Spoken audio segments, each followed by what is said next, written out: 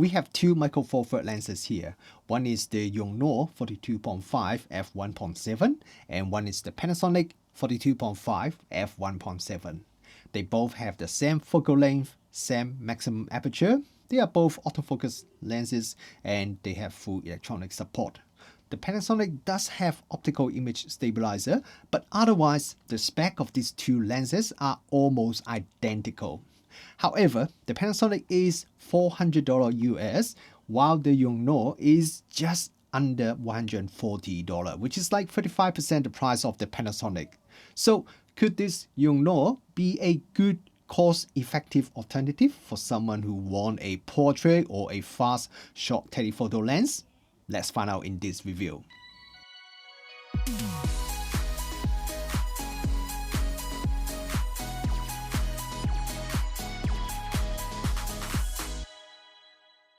Kia ora, good morning everyone, Richard here. Welcome back to the channel.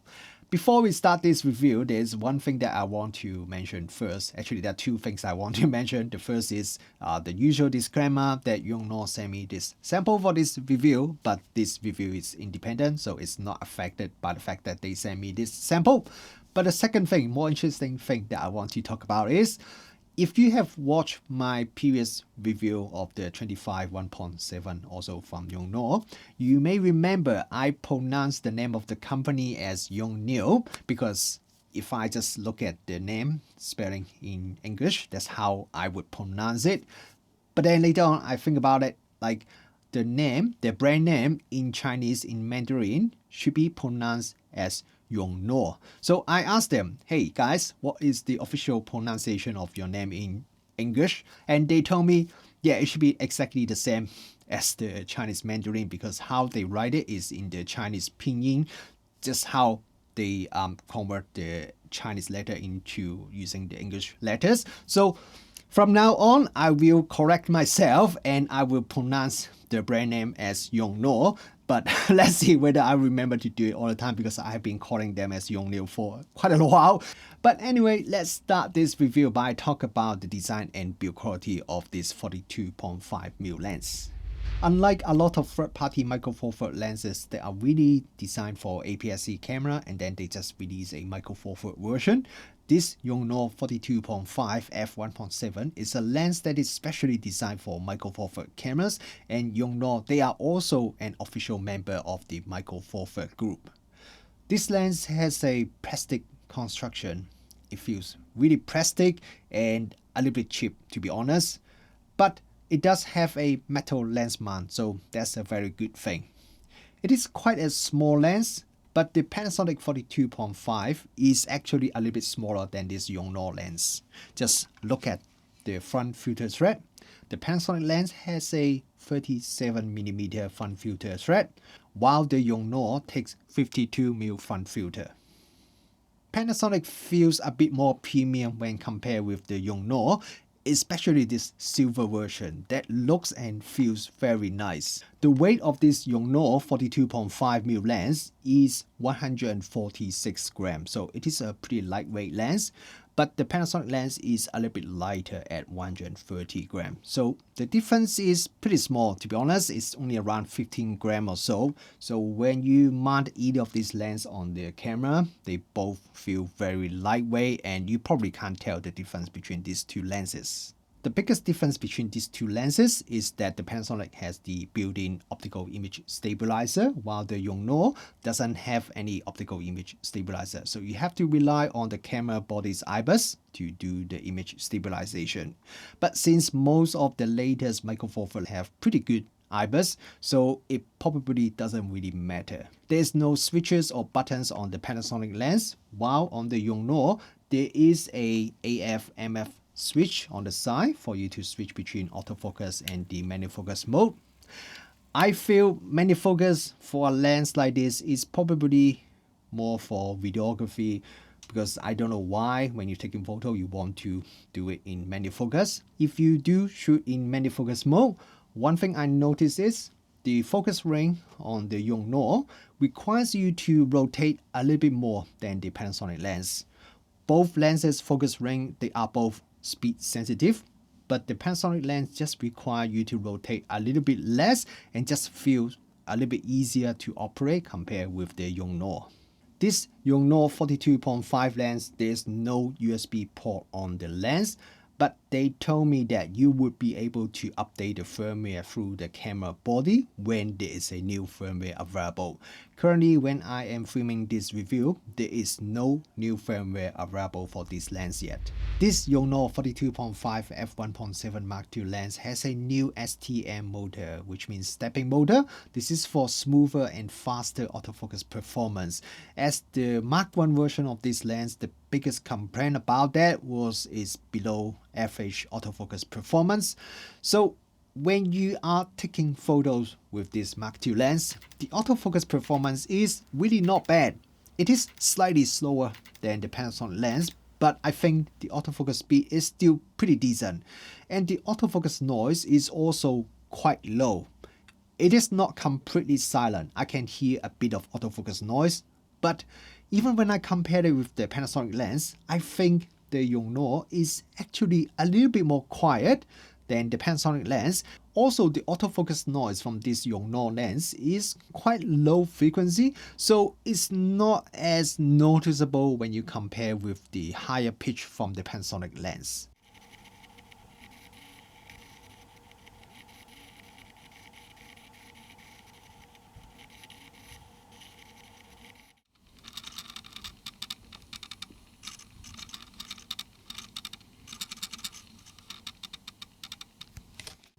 But while the autofocus motor is not really loud with this Yongnuo lens, I noticed when you change the aperture, it does make quite a bit of noise. For example, if you stop down the lens and then you take a photo, you will hear the noise every time when you take a photo.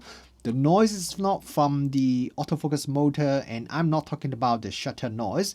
There is some noise from the aperture changing.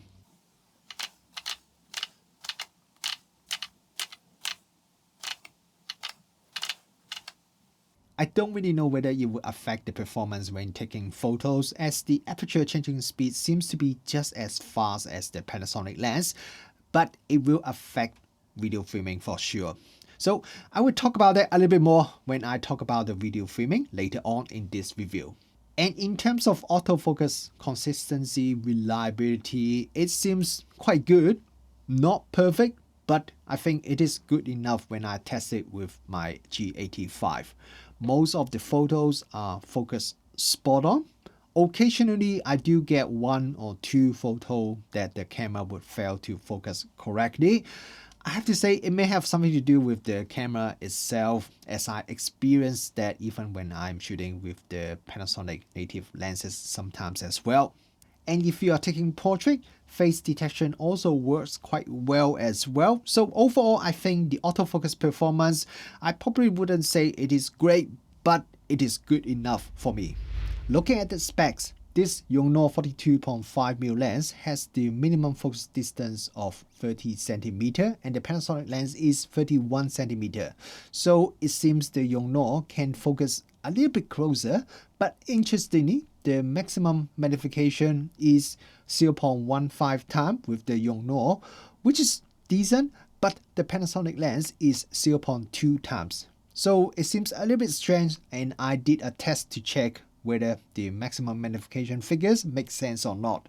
So here are two photos that I both shot at the minimum focus distance of each of these lenses. And you can see the Panasonic surely has a higher maximum magnification. It is actually very decent for a non-macro lens. The Yongnuo 42.5 is not bad too. My Lego minifigure looks pretty big in this photo. So if I want to do some toy photography, Lego photography that doesn't need extreme close-up, the Yongnuo is good enough. But yes, Panasonic definitely has a higher magnification ratio. Okay, now let's have a look at the image quality and start from the center sharpness first. At the maximum aperture f1.7, the Yongnuo is slightly soft, while the Panasonic is already quite sharp. However, the Panasonic does have a bit of chromatic aberration. Stop down to f2.8, both lenses are very sharp and virtually there's no difference. And if I stop down further to f4 or f5.6, it also makes no noticeable difference in terms of center sharpness. Okay, now let's have a look at the corner. At the maximum aperture, both lenses are slightly soft, but this time Yongnuo appears to be marginally sharper than the Panasonic, even though the difference is quite minor. Stop down to f2.8, Yongnuo is pretty sharp already, while Panasonic is still a little bit soft. With the Panasonic lens, you have to stop down to f4, then the corners become very sharp as well. So center sharpness, the Panasonic wins, but Yongnuo wins the corner sharpness. While shooting at the maximum aperture f1.7, both lenses can dissolve the background quite easily. And also both lenses would have a bit of cat's eye bokeh near the corner, but Yongnuo has a little bit more bokeh clipping than the Panasonic. If we zoom in the photo a bit, the bokeh from the Panasonic looks a little bit smoother and a little bit dreamier. And when you stop down the lens, the bokeh balls from both lenses still remain pretty nice, even if you stop down to around f5.6. Yongnuo's bokeh ball has a slightly irregular shape. It's not as round as the Panasonic, and I believe the reason is if you look at the aperture rate once you stop down, you can see the opening in the middle of the lens has a slight irregular shape, and that's why the bokeh ball has a slightly irregular shape. Let's have a look at the vignetting of the Yongnuo first. At f1.7, vignetting is already at a pretty low level. You can see it, but it's not severe at all. Once you stop down to f2.8, then there is only very minor amount of vignetting remaining. And at f4, vignetting virtually is not noticeable. If you compare it with the Panasonic lens, the Panasonic also has excellent vignetting control, and it is actually even slightly better than the Yongnuo at the maximum aperture f1.7.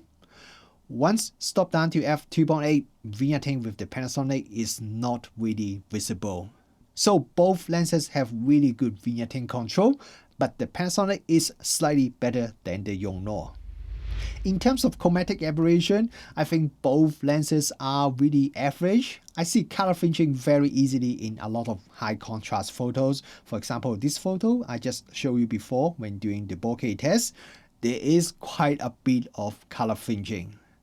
Yongnuo appears to be slightly better than the Panasonic, as I see a little bit less color fringing in some of the comparison photos, but both lenses aren't really good anyway. For lens flare, I think both lenses have reasonably good lens flare control. The amount of lens flare when shooting into a strong light source is usually kept at a pretty low level, and this is the same no matter when I'm shooting during the day or at night. And unlike the Yongnuo 25mm lens, which there would be quite a bit of lens flare when the light source is just outside the frame, this Yongnuo 42.5 lens doesn't seem to suffer from that, even though it also doesn't come with a lens hood.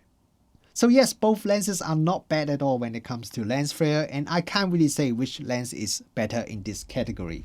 And for sunstars, I say both lenses are not very good at all if you want to have some crisp, beautiful sunstars. With the Yongnuo, you could see some sharp sunstars when you stop down to the minimum aperture, but the shape of the sunstars looks quite strange. The tail of the sunstars are uneven, and the reason is, just like what I said when I talk about the bokeh, if you stop down the lens, the opening in the middle of the lens has an unusual irregular shape, which causes the sunstars to have that irregular pattern. With the Panasonic lens, even when you stop down to the minimum aperture, the sunstars just look quite messy and it's not sharp at all and just not very nice at all. So overall, I say the sunstars from both lenses are not good, but if I have to pick one lens that is better, I would give it to Yongnuo. At least the sunstars are sharp when you stop down the lens. For distortion, let's have a look at these brick wall test photos. With the Yongnuo, there is a small amount of barrel distortion that probably isn't noticeable when you're taking real-world photo. The Panasonic has virtually no distortion, which is really impressive. And another thing you may notice with these two brick wall photos is I took these two photos with the camera on the tripod at the exact same place. So you may notice that with the Yongnuo, the field of view is actually slightly wider than the Panasonic lens. Let's have a look at these two astro photos I shot at the maximum aperture. Both lenses have very good chroma control. Even if you look at the corner and zoom in, there is still very minimal amount of chroma. The amount of chroma is very similar with these two lenses. I would say maybe Yongnuo has slightly less chroma than the Panasonic, but the difference is really tiny, so probably it doesn't really matter. When it comes to video continuous autofocus, last time when I reviewed the Yongnuo 25mm lens, I was quite impressed because it actually works really well. However, this time I can't really say that with this Yongnuo 42.5mm lens, the autofocus tracking is not very good and a bit slow when you are viewing video. But one thing I want to mention is last time when I was testing the Yongnuo 25mm lens, I was testing it with a G9. But right now here in New Zealand, we are in a level 4 maximum lockdown right now. So I don't have access to a G9 or GH5 or GH5 Mark II. So I'm testing it with this G85. And to be fair, when I switch to the Panasonic lens, the tracking is also not very good. It is a little bit better and a little bit faster than the Yongnuo, but I would say the autofocus tracking when you are filming video is really not that good with either of these lenses. So maybe in the future, once we finish the lockdown, I'll see if I have a chance to retest it with a better camera, a G9 or GH5 or maybe even GH6. As I've mentioned before, with this lens, there will be some noise when you are changing the aperture. And the aperture changing noise is actually a lot louder than the autofocus noise. So it could be a bit of a problem if you need to change the aperture during filming. Or if you want to shoot in the shutter priority mode and let the camera adjust the aperture, you would record a lot of aperture changing noise in your video unless your microphone is far away from the camera.